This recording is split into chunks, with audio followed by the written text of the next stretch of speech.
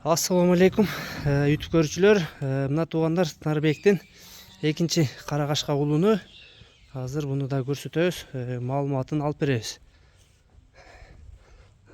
Азыр бир айланып тартып көрсөтөлүк колунда. Соорузун карагыла, өтө мощный экен.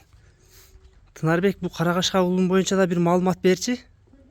Бул да чүйдөн келген. Мунун ата энесин көрүп алганбыз. Базда энеси да жакшылык бар.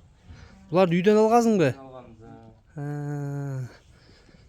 Качандан бери сенде бул?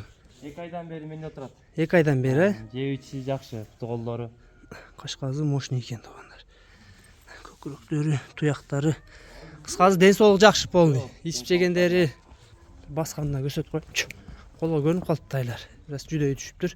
Бери кайтара берчи.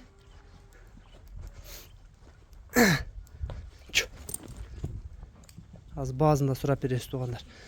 Тареги Аксыда туугандар, Коштөбө деген айылында көпчүлүгүңөр Тынарбекти да таанып калдыңар. Тынарбек, баазы канча эми карагашкан? 85 миң. Кеми болобу? Кеми болот. Кеми жакшы эле болобу? Жакшы эле болот. Беребиз.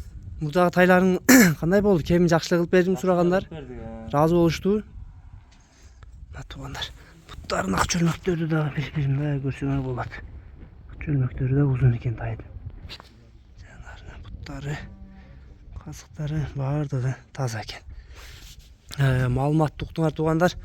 Маалымат ушундай болду. Карагашка улундун жакшы ата энелери, айгыр бээ баардыгы жакшы жылкын балдары экен туугандар. Кимге жаккан болсо, Тынарбекке кайрыла бересиңер.